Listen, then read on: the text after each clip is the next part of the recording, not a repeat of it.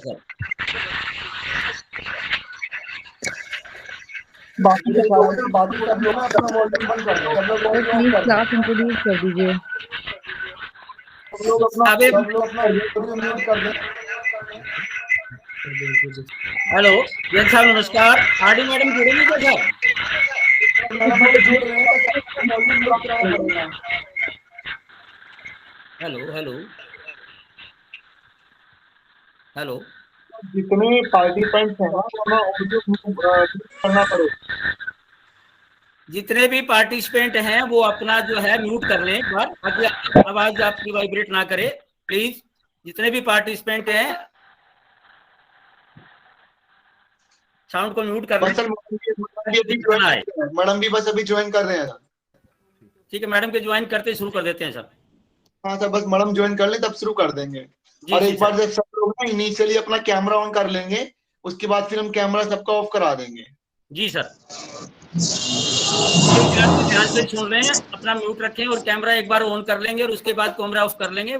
अपने RD madam अभी जुड़ने वाले हैं विद इन 2 और 3 मिनट्स। उसके बाद आपको सारी बातें जो हैं आपसे शेयर करेंगे।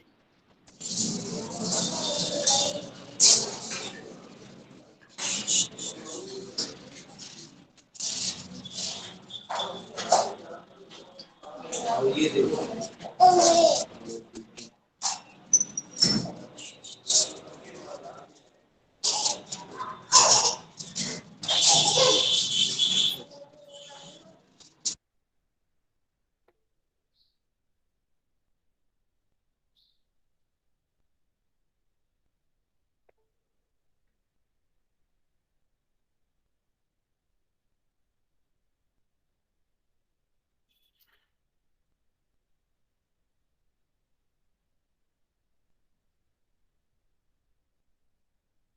आवाज क्लियर नहीं आ रही है बच्चे। जिनके यहाँ क्लियर है ना सर, उनको ही नहीं जा रहा। मैडम जुड़ गए। हेलो हेलो हेलो नमस्कार नमस्कार मैडम। जी। नमस्कार। हेलो हेलो सर, आ जी आवाज। नमस्कार सर। नमस्कार मैम। नमस्कार नमस्कार मैम। शुरू करें मैम?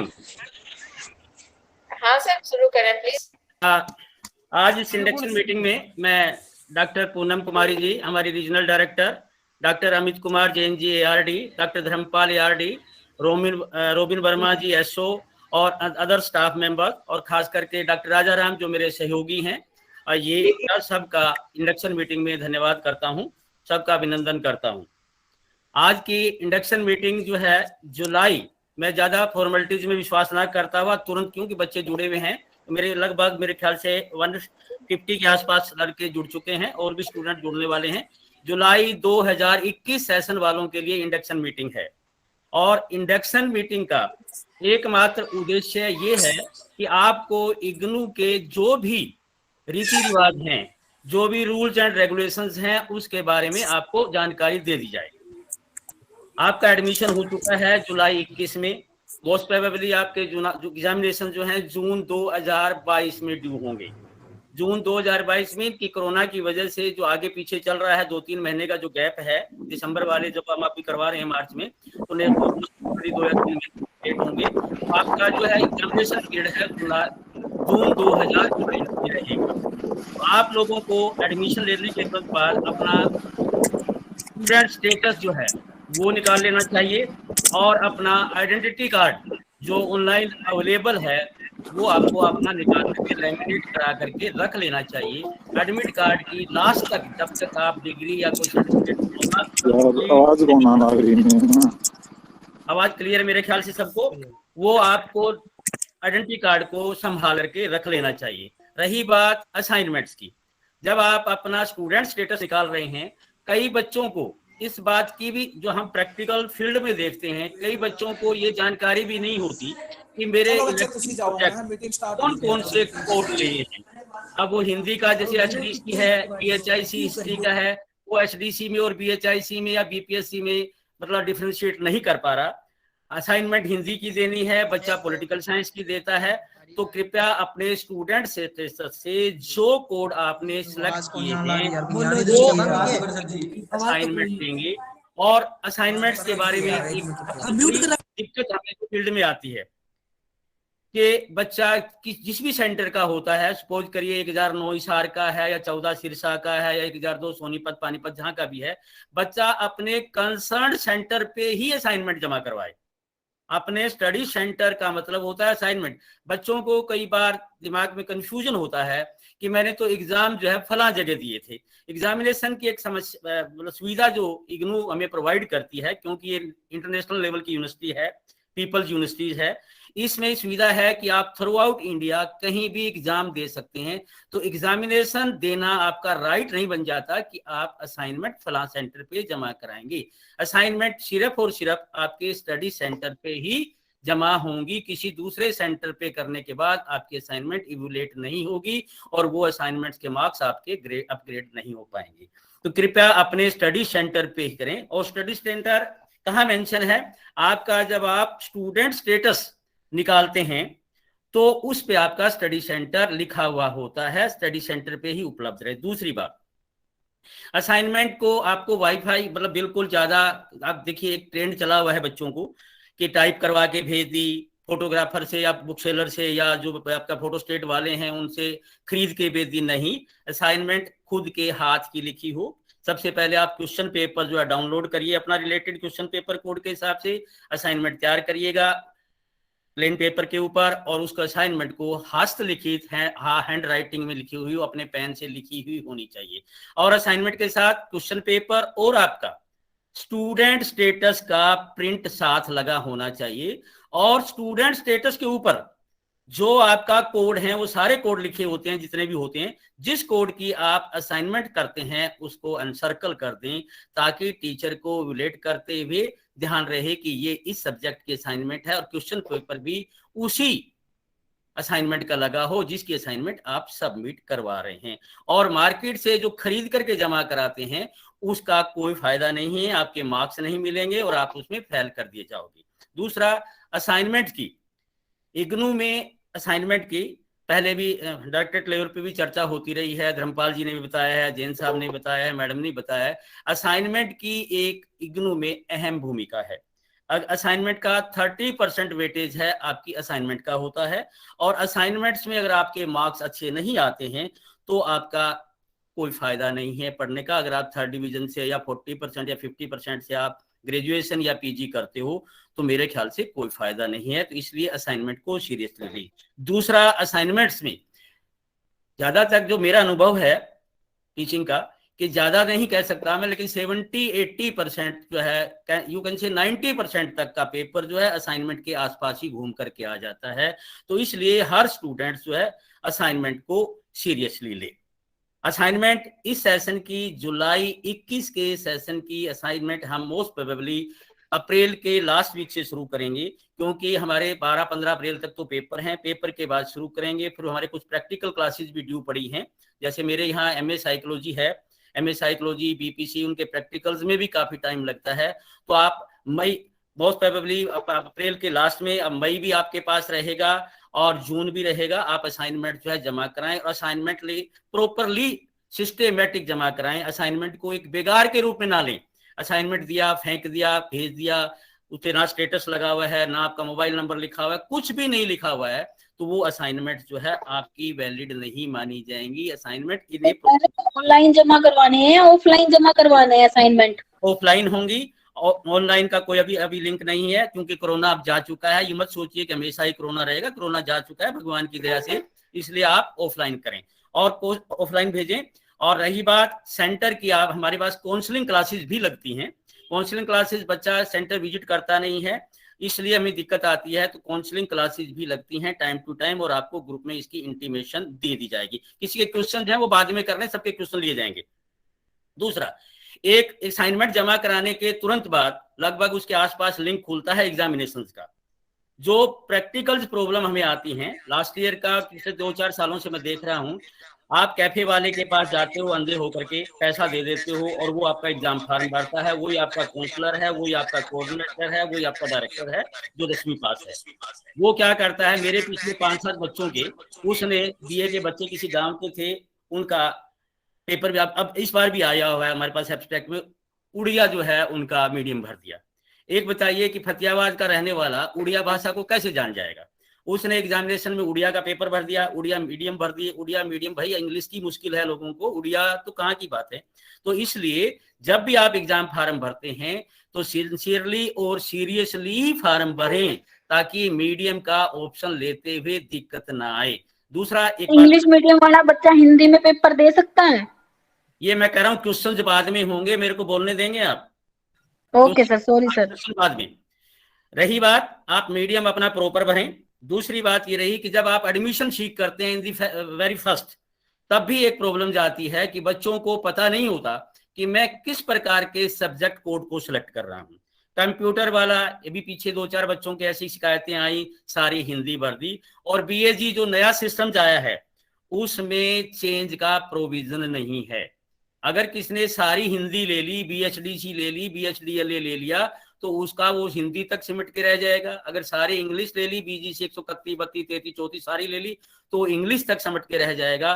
तो कृपया सब्जेक्ट सिलेक्ट करते हुए ध्यान रखें कि बाद में आपको परेशानी का सामना ना करना पड़े। अपना फादर नेम, मदर नेम, जो भी आपकी जो चीजें हैं वो कंप्लीटली भरें, कहीं भी कोई गलत ना भरें। गलत भरने के लिए आपको बाद में चेंज कराना पड़ेगा और वो आपको प्रॉब्लम क्रिएट करेंगी। और दूसरी, अपना मोबाइल नंबर जो है बिल्कुल सटीक और सही दें, जिसको आप यूज करते हैं, ताकि इंफॉर्मेशन आपके पास समय पर पहुंच सके। अदरवाइज तो आपको दिक्कत आती है। मोबाइल नंबर आपने किसी पड़ोसी का ले लिया, पड़ोसी ने कहा सुनीता नाम की लड़की, भाई ना तो मेरे है, ना लड़की है, ना बीवी है, कुछ नहीं है मेरा। तो इसलिए आप अपना ही मोबाइल नंबर दें जिसको आप यूज करते हैं। तो आपका एडमिशन हो गया, असाइनमेंट्स हो गई, एग्जामिनेशन फीस की हो गई। दूसरी बात, एग्जामिनेशन आपका जो है एक प्रक्रिया है, एग्जाम फॉर्म आप भरते हैं, एग्जाम फॉर्म भरने के बाद आपका असाइनमेंट सबमिट हो जाती हैं, और एक असाइनमेंट सबमिशन के तुरंत बाद ही विद इन 2 डेज और 3 डेज और 4 डेज और 15 डेज के बाद ही आपका या तो आरसी पे हमारी शिकायत जाती है, और या फिर हमारे पास कंप्लेंट आती है या फोन आता है कि सर मुझे तो 20 दिन हो गए असाइनमेंट जमा कराए हुए, मेरे मार्क्स क्यों नहीं अपडेट लगे। भाई असाइनमेंट्स के मार्क्स अपडेट का भी एक समय होता है। आपकी असाइनमेंट्स अगर हमारे पास आती हैं, हम इवैल्यूएट करेंगे, डाटा एंट्री होगी, आरसी लेवल पे जाएगी, आरसी लेवल पे जाने के बाद फिर डाटा एंट्री को वेरीफाई होगी, फिर यूनिवर्सिटी जाएगी, तब अपडेट होंगे। तो असाइनमेंट्स के मार्क्स अपडेट आपके एग्जामिनेशंस, थ्योरी के एग्जामिनेशन होने के लगभग बाद में ही होंगी, उससे पहले आप फोन ना करें। हर बच्चे का फोन आता है, सर मैंने तो सितंबर में असाइनमेंट जमा कराई थी। अभी मेरे पास रोजाना 10-20 फोन इस बात के रहते हैं कि सर मैंने तो असाइनमेंट कराई थी जी, मेरे मार्क्स अपडेट नहीं हुए। मार्क्स अपडेट अभी नहीं होंगे बेटा, दैट विल टेक टाइम। जब आपके एग्जामिनेशन का रिजल्ट आउट होगा उसके साथ आपका हो जाएगा। दूसरा, कुछ बातें आपके ग्रुप बना चुके हैं हम, और सारे आप अच्छे स्टूडेंट्स हैं। तीसरी बात, एक एमए साइकोलॉजी के बच्चे, मेरे ख्याल से एक बार मैं पूछना चाह रहा हूँ, एमए साइकोलॉजी के कितने बच्चे जुड़े हुए हैं? एमएपीसी, हेलो? हाँ जी सर। एमएपीसी, एमए साइकोलॉजी के साइकोलॉजी। हाँ ठीक है। एमए साइकोलॉजी वाले बच्चों की एक खास करके समस्या रहती है कि हम क्या करें क्या ना करें। देखिए, मैं उनके ग्रुप में एक दिन अलग से जो है उनसे सबसे बात करूंगा। एमए साइकोलॉजी वालों का एक टेक्निकल सा सब्जेक्ट है और थोड़ा सा मुश्किल सब्जेक्ट है। तो हमारे राजेश वर्मा जी यहाँ जुड़े हुए हैं, और राजेश वर्मा जी को मैं ग्रुप में भी जोड़ दूंगा। Hello sir. जी सर। सर ये सब ना अभी एक बार पहले ना जो फॉर्मल एक बार ये पूरा कर लेते हैं, उसके बाद ना बाकी चीजें जो है वो एक्सप्लेन कर लेंगे हम लोग।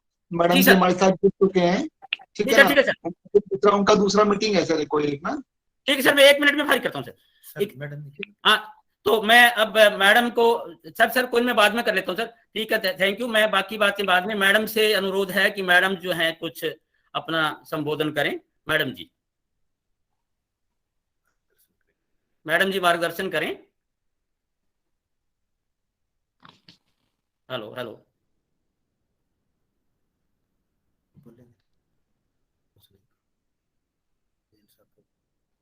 जैन साहब मैडम जुड़ रहे हैं ना? हाँ सर जुड़े हैं, अभी एक बार चेक करें नेटवर्क, एक बार चेक कर रहे हैं सर। ठीक है सर। हेलो, जी सर नमस्कार मैम। मैम आप आवाज आ रही है सर? आवाज आ रही मैडम, नमस्कार। आप संबोधन करें मैडम प्लीज।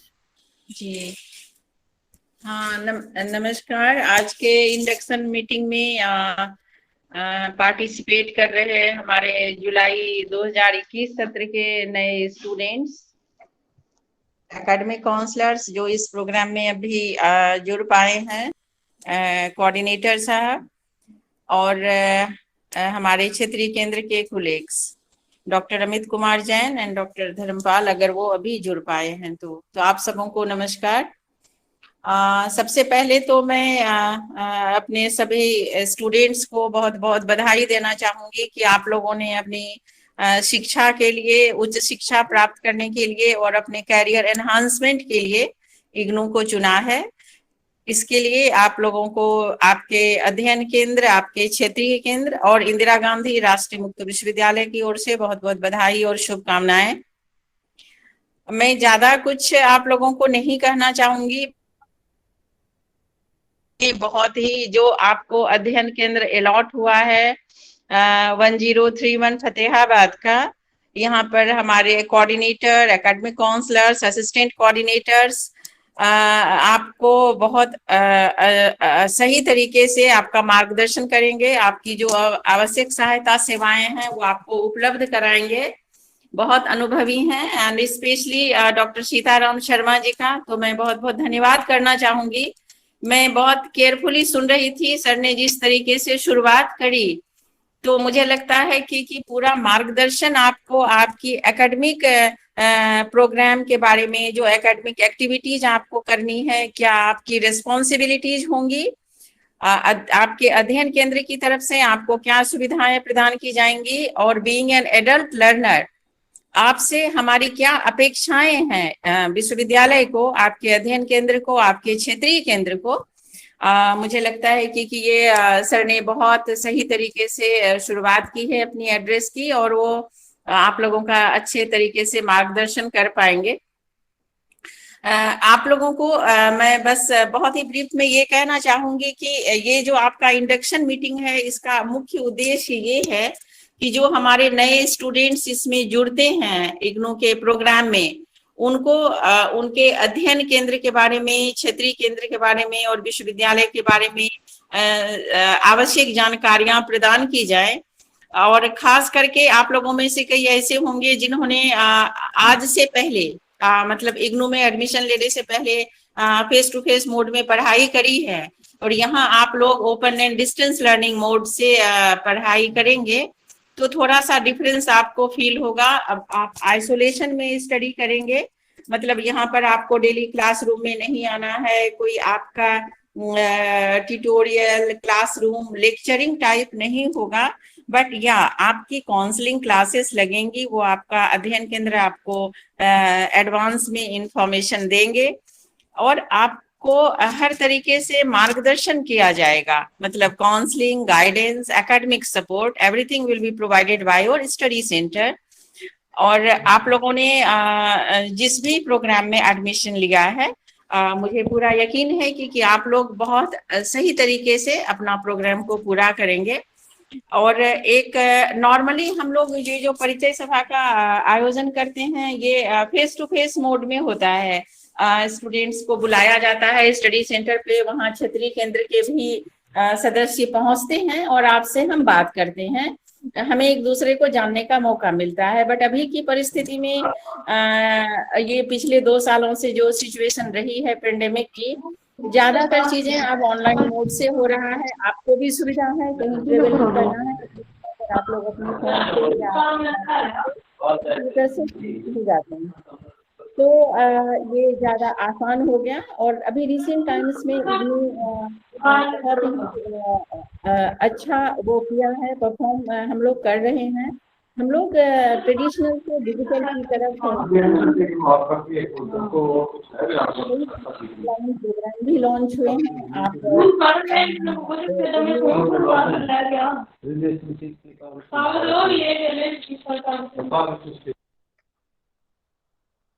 मैडम ने म्यूट हो गया क्या? ये देखो कहाँ से देख के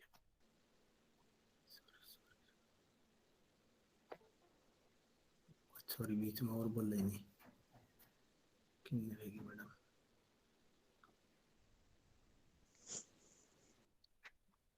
तो मैम का म्यूट प्रेस हो गया। मैम आवाज नहीं आ रही। तो आप लोग और बीच में बातें कर रहे थे और म्यूट मैडम हो गए। बीच में आप ना बोले। मैडम जी प्लीज अपने आप को अनम्यूट करें जी।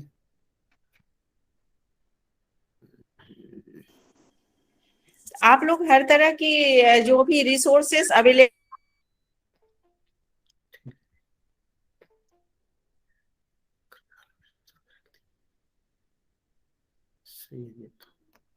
मैडम आवाज तो नहीं आ रही, आवाज ब्रेक हो है, ऑफलाइन मोड में जो भी आपके पास आपको अलावा आपका अध्ययन केंद्र आपको डिफरेंट रिसोर्सेस को यूज करने के लिए आपको मार्गदर्शन करेंगे और फेस टू फेस मोड में भी करेंगे। जो भी आपके लिए सुटेबल होगा, जो भी अध्ययन केंद्र के लिए सुटेबल होगा, और खास करके जो काउंसलर्स होंगे जो आपको उस पर्टिकुलर कोर्स के बारे में आपका मार्गदर्शन करेंगे।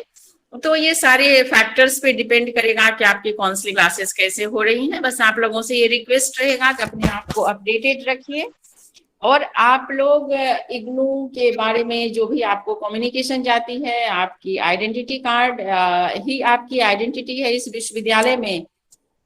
बिकॉज पता है, आप यू मस्ट बी अवेयर कि आज की डेट में क्षेत्रीय केंद्र करनाल के अंतर्गत लगभग 1 लाख स्टूडेंट्स एनरोल्ड हैं और जो अच्छे से सफलतापूर्वक पढ़ाई अपनी कर रहे हैं।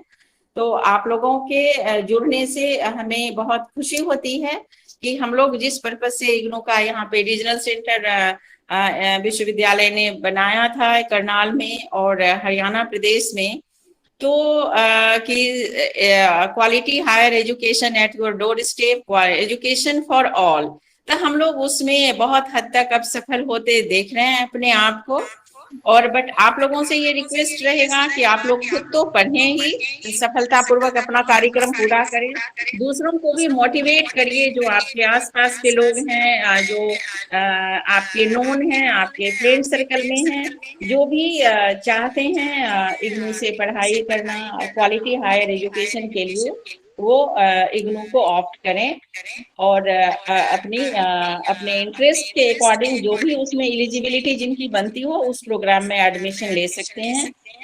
और एक और चीज आपसे शेयर करना चाहेंगे कि इसमें आप लोगों ने देखा ही होगा कि आप लोग भी अलग अलग बैकग्राउंड से होंगे कि कोई इसमें एज बार नहीं है, because we believe on lifelong learning, जीवन पर्यंत शिक्षा। तो आप किसी भी एज के हैं, कहीं से भी हैं, किसी भी बैकग्राउंड के हैं, बट अगर आपकी एलिजिबिलिटी बनती हो और आपकी इच्छा हो पढ़ने की, तो आप इग्नू के किसी न किसी सुटेबल प्रोग्राम में एडमिशन ले सकते हैं, आप पढ़ाई कर सकते हैं। और आप लोग तो ऑलरेडी एनरोल्ड हैं इग्नू के प्रोग्राम में। तो मेरा बस आप लोगों से ये रहेगा कि आप लोग अपनी पढ़ाई शुरू कर देंगे। स्टडी मटेरियल का वेट ना करते हुए इग्नू के का जो ई ज्ञान कोश है वो वर्ल्ड का सबसे बड़ा रिजर्वायर है स्टडी मटेरियल का। बहुत ही क्वालिटी इग्नू की स्टडी मटेरियल होती है, तो आप उसको यूज करिए ई ज्ञान कोश के थ्रू। कहीं सबके पास फोन होता है, आप अपने फोन के थ्रू भी उसको पढ़ सकते हैं कन्वीनियंटली। और फ्लेक्सिबिलिटी बहुत ज्यादा है, तो एंट्री में है, फिर आपके एक प्रोग्राम कंप्लीशन पीरियड में है, minimum and maximum duration, exam के 2 सत्र हैं, एडमिशन के 2 सत्र हैं। और आपके लिए आपकी सुविधा के अनुसार आप कहीं भी एग्जाम सेंटर में एग्जाम दे सकते हैं, जहां भी आपने आप अपने आप को जहां भी आपने किया है, शिफ्ट किया है, जहां आप हरियाणा में हैं, हो सकता है कि आप कर्नाटका चले जाएं, कोई और स्टेट में चले जाएं, आपने वहां पे पोस्टिंग हो गई, आपकी वहां पर जॉब है या किसी और कारण से मूव करना पड़े, तो आपका आरसी भी चेंज हो जाता है, आपका स्टडी सेंटर चेंज हो जाएगा। आप जहां आपको कन्वीनियंट हो वहां आप पढ़ाई कर सकते हैं। हम लोग इंडिया में अपने देश में हमारा बहुत अच्छा नेटवर्क है और बाहर के देशों में भी है।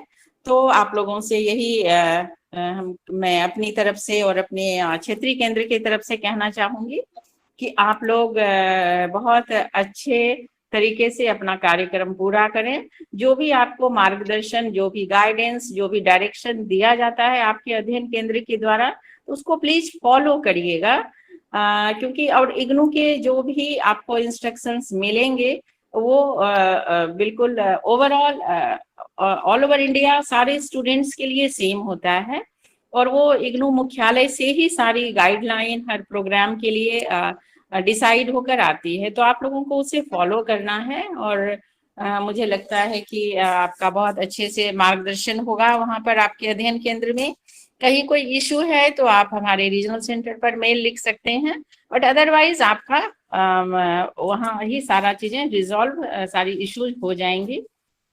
और बीइंग एन एडल्ट लर्नर जो आपकी रिस्पॉन्सिबिलिटी होगी, मैं थोड़ा सा आपको ये कहना चाहूंगी कि आप लोग एक तो मोटिवेटेड रहिएगा, क्योंकि जब आप आइसोलेशन में स्टडी करते हैं तो सेल्फ मोटिवेशन एक बहुत इंपॉर्टेंट फैक्टर होता है।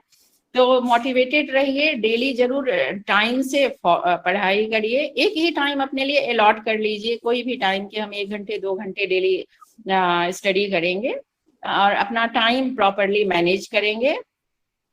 और जो भी आपको आपको सारे चीजों का ध्यान रखना पड़ेगा टाइम मैनेजमेंट में, जैसे कि अभी आपने एडमिशन लिया, अभी आपको सीताराम शर्मा जी आपको गाइड करेंगे कि आपको री रजिस्ट्रेशन भी करवाना है, तो वो कब करवाना है टाइम से, उसकी जानकारी आपको कैसे मिलेगी। और आप आरआर कराना बहुत जरूरी है, री रजिस्ट्रेशन, ताकि आपको आपका लॉस ना हो, आप नेक्स्ट ईयर में आपका रजिस्ट्रेशन हो जाएगा।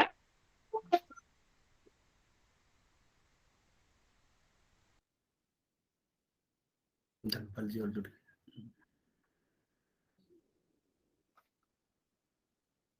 में दिक्कत है सर।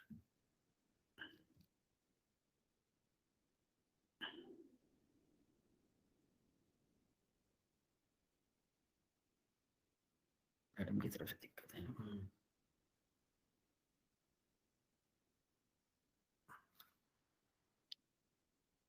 क्लिक करें है, उसके लिए टाइम पीरियड अलॉटेड है, तो you do not have to delay this. जनवरी में 2020 में जो,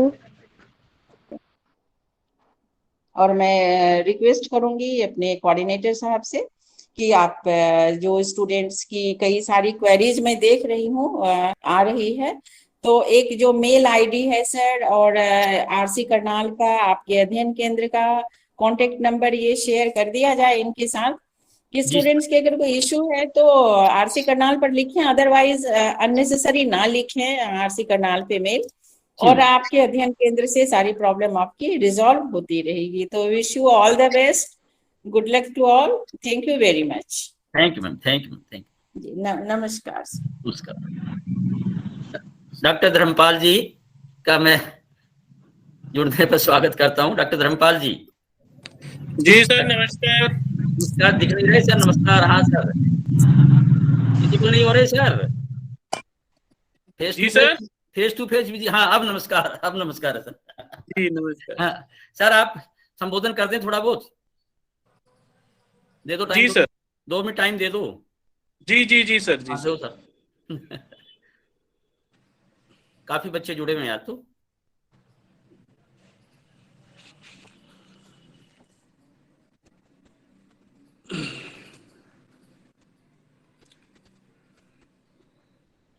सभी को मेरा नमस्कार।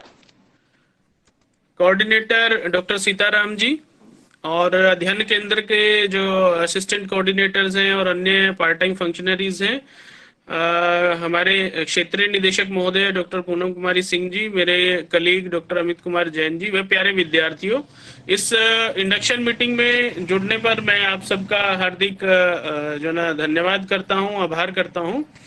और ज्यादातर बातें तो जो है ना हमारे जो क्षेत्रीय निदेशक महोदय हैं उन्होंने आपको बताई दी हैं। तो कुछ एग्जाम से रिलेटेड और स्टडी मटेरियल से रिलेटेड कुछ 2-3 चीजें आपसे शेयर करना चाहूंगा कि जुलाई 21 के जो विद्यार्थी हैं उनके लिए जो टर्म एंड एग्जामिनेशन का जो सेशन है वो जून 2022 है, जिसके लिए एग्जामिनेशन फॉर्म आपको अप्रैल में टेंटेटिवली जो है ना फिल करना होगा। एग्जाम फॉर्म भरते वक्त आपको एक चीज का ध्यान रखना है कि आप अपना जो रजिस्ट्रेशन स्टेटस है वो अच्छे से चेक कर लें, और जिन कोर्सेज के लिए वैलिड रजिस्ट्रेशन आपका है सिर्फ उन्हीं कोर्सेज के लिए आप एग्जाम फॉर्म फिल करें। एग्जाम फॉर्म फिल करते हुए जब आप देखेंगे कि आपको किस रीजन में एग्जाम देना है, क्योंकि इग्नू आपको फ्लेक्सिबिलिटी देता है कि आप ऑल ओवर इंडिया में कहीं पे भी एग्जाम दे सकते हैं। तो जब भी आप एग्जामिनेशन फॉर्म फिल करेंगे ऑनलाइन माध्यम से उसको फिल करना होता है, तो आप जो है जिस रीजन में एग्जाम देना चाहते हैं उस रीजन का जो कोड है उसको सिलेक्ट करेंगे, और जिस एग्जाम सेंटर पे आप एग्जाम देना चाहते हैं वो एग्जाम सेंटर आप चूज करेंगे। आपको डिसाइड करना है कि आपको किस जो ना रीजन में किस एग्जाम सेंटर पर एग्जाम देना है, और उसके बाद जो है ना अपना जो कोर्सेज की डिटेल है वो इसमें फिल करनी है, और पर कोर्स 200 रुपए के हिसाब से आपको फीस पे कर देनी है। ज्यादातर केसेस में देखा है कि विद्यार्थी अपना जो ना एग्जामिनेशन फॉर्म खुद नहीं भरते हैं, वो या तो किसी कैफे हाउस पे जाते हैं या किसी कंप्यूटर सेंटर पे जाते हैं या सीएससी वाले के पास जाते हैं, और ये देखा जाता है कि स्टूडेंट के जो कोर्सेज जिनके लिए वो अपीयर होना चाहता है उन कोर्सेज के लिए सीएससी वाला या कंप्यूटर वाला उनका फॉर्म ही फिल नहीं करता है। जो कोर्सेज ऑलरेडी पास हो जाते हैं उनके लिए उनका फॉर्म फिल कर देता है। तो उससे होता क्या है, अननेसेसरली आपके लिए एक प्रॉब्लम क्रिएट हो जाती है। एक्चुअल में जिन कोर्सेज का आप एग्जाम देना चाहते हैं उन कोर्सेज का आपका फॉर्म ही फिल नहीं हो पाता है। तो आपको ध्यान ये देना है कि जब भी आप एग्जामिनेशन फॉर्म भरें, आप अपने एंड्रॉयड फोन से या आप जहां पे हैं, अगर कंप्यूटर फैसिलिटी इंटरनेट फैसिलिटी है तो अपने आप से ध्यान से सभी कोर्सेज को देख के जो है ना अपना एग्जामिनेशन फॉर्म फिल करें। अगर आप कंप्यूटर सेंटर से भरवा रहे हैं तो आप फोन पे उनको कन्वे ना करें कि मेरा ये रोल नंबर है, मेरा इस ईयर के लिए आप एग्जाम फॉर्म भर दीजिएगा। आप कोशिश करिए, क्योंकि ये आपसे रिलेटेड जो है ना इम्पोर्टेंट एक काम है, आप कोशिश करिए वहां पे जाएं, वहां पे बैठ के आप अपने कोर्सेज उनको अपने रजिस्ट्रेशन स्टेटस से चेक करके हो सके तो प्रिंट लेके जाइए या लिख के जाइए और वहां बैठ के उन कोर्सेज को फिल कराइए। और पेमेंट जो करनी है एग्जामिनेशन की वो आप अपने डेबिट कार्ड से या क्रेडिट कार्ड से ही करें। कंप्यूटर वाले या सीएससी वाले के डेबिट या क्रेडिट कार्ड से पेमेंट ना करें, क्योंकि ऑन लेटर स्टेजेस कई बार क्या होता है, सीएससी वाले को आप फोन कर देते हैं जी मेरा एग्जाम फॉर्म भर देना, वो कहते हैं जी मैंने भर दिया है, लेकिन ट्रांजैक्शन जो है वो कंप्लीट नहीं हो पाती है। जब एग्जामिनेशन के लिए बच्चा का टाइम नजदीक आ जाता है और उसको हॉल टिकट चाहिए होती है तो बच्चा फिर इधर उधर घूमता है, कभी स्टडी सेंटर पे जाता है, कभी रीजनल सेंटर पे जाता है, कभी मेल करता है कि मैंने तो फॉर्म भरवा दिया था जी और मेरा हॉल टिकट नहीं आ रहा है। तो उसमें 2-3 चीजें होती हैं कि नंबर 1 तो एग्जाम फॉर्म आपका भरा ही ना गया हो, नंबर 2 जो ट्रांजैक्शन है आपकी वो कंप्लीट ना हुई हो, किसी वजह से फेल हो गई हो या अनसक्सेसफुल हो गई हो, तो उस केस में आपको हॉल टिकट इशू नहीं होगा। अब हैरासमेंट बच्चों को होती है क्योंकि जो है ना साल तो उनका खराब होने जा रहा है ना, 6 महीने तो उनके खराब होने जा रहे हैं। सीएससी वाले के पास जाते हैं, सीएससी वाला कहता है जी मैंने तो भर दिया था, ये देखो ये प्रिंट आउट ले जाओ। तो मेरा कहने का मतलब सिर्फ इतना है कि आप जब भी अपना एग्जामिनेशन फॉर्म भरें आप अपने आप से भरें और पेमेंट प्रॉपर तरीके से उसका ट्रांजैक्शन आईडी आपको मिल जाए, ताकि अगर कल को कोई दिक्कत आती भी है तो वो ट्रांजैक्शन आईडी से हम आपका रिकॉर्ड टैली कर लें और आपको जो है ना एग्जामिनेशन के लिए परमिशन दें, हॉल टिकट आपका प्रॉपर तरीके से इशू करा दें।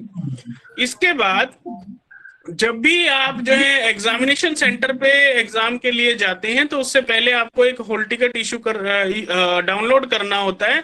वो 7 दिन पहले आपको जो है ना वेबसाइट से इग्नू की वो डाउनलोड कर लेना होता है। तो ये सब चीजें एग्जामिनेशन से रिलेटेड हैं। एग्जाम से रिलेटेड आप जो है अपना फॉर्म भर लें टाइम रहते, और इसके अलावा जो स्टडी मटेरियल है सभी बच्चों को मैं बताना चाहूंगा कि स्टडी मटेरियल आप सभी का आपके जो रजिस्टर्ड होम एड्रेस है उसके ऊपर इग्नू हेडक्वार्टर से डायरेक्टली भेजा जाता है।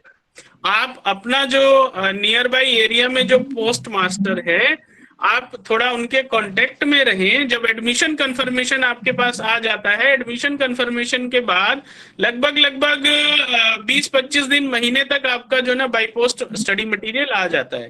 तो आप अपने एरिया के पोस्ट मास्टर को बोल के रखें, उनके टच में रहें कि मेरा कोई पैकेट आएगा और आप मुझे वो या तो फोन करके बुला लीजिएगा या जो ना मुझे डिलीवर कर दीजिएगा। क्योंकि कई बार क्या होता है कि गांव वगैरह में, विलेजेस में एड्रेस वगैरह प्रॉपर ना होने की वजह से वो रीडायरेक्ट होके रीजनल सेंटर को आ जाता है या फिर वो हेडक्वार्टर को वापस डिलीवर हो जाता है। तो ये थोड़ा सा आपको ध्यान रखना है। इन केस जब तक आपके पास स्टडी मटेरियल नहीं आता है तो आप हमारे जो ई ज्ञान कोश है वहां पर सॉफ्ट कॉपी सभी स्टडी मटेरियल की अवेलेबल है। जो बच्चा जिस भी कोर्स का है, चाहे वो बीए का है, एमए का है, सर्टिफिकेट का है, डिप्लोमा का है, पीजी डिप्लोमा का है, तो सभी प्रोग्राम्स के लिए जो ना सॉफ्ट कॉपी ई ज्ञान कोश पर स्टडी मटेरियल की अवेलेबल है।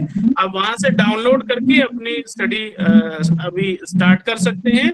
या इसके अलावा जैसे आजकल एंड्रॉयड फोन सभी बच्चों के पास होते हैं, तो आप अपने एंड्रॉयड फोन में प्ले स्टोर में जाके एक इग्नू ई कंटेंट ऐप जो है डाउनलोड कर सकते हैं। और वो डाउनलोड करने के बाद उसमें आप अपना देखेंगे कि जो भी कोर्सेज का प्रोग्राम का आप स्टडी मटेरियल चाहेंगे वो आपको हैंडी आपके मोबाइल में ही मिल जाएगा। तो ये भी आप एक काम कर सकते हैं स्टडी मटेरियल के रिगार्डिंग। जब स्टडी मटेरियल मिल जाता है तो आपको सेल्फ स्टडी शुरू करनी होती है। आपको जैसे आपके एकेडमिक काउंसलर आपको गाइड करते हैं, आपकी काउंसलिंग करते हैं, उस हिसाब से आपको आपका कोर्स ऑफ स्टडी को जो है ना स्टार्ट करना होता है और टाइम रहते जो है ना उसको पूरा कर लेना होता है। वैसे तो मिनिमम ड्यूरेशन और मैक्सिमम ड्यूरेशन होती है, बट मेरा सभी स्टूडेंट से रिक्वेस्ट है कि अपनी जो प्रोग्राम गाइड जिस प्रोग्राम में आपने दाखिला लिया है उस प्रोग्राम की प्रोग्राम गाइड को आप जो है ना थोड़ा सा थॉरोली जरूर पढ़ लें। क्योंकि प्रोग्राम गाइड में आपके प्रोग्राम से रिलेटेड सभी तरह की इंफॉर्मेशन अवेलेबल रहती है।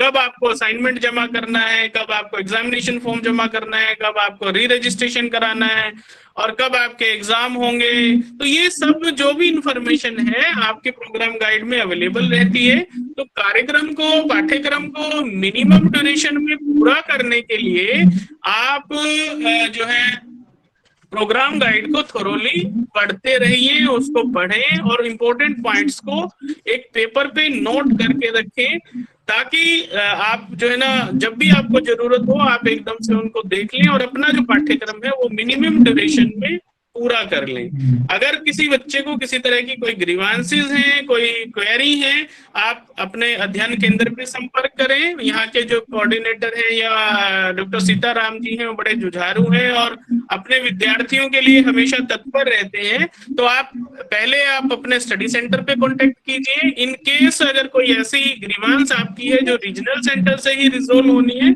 तब आप जो है स्टडी सेंटर के माध्यम से रीजनल सेंटर को कांटेक्ट करें।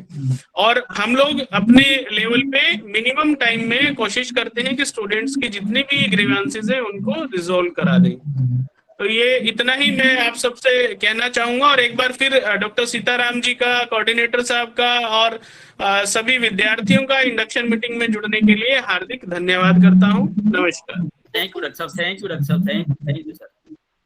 Doctor Amit Jain ji, doctor Amit Jain ji, doctor साहब, doctor Amit Jain ji sir, thank you, नमस्कार सर। आपकी 2 शब्द बोलो सर प्लीज।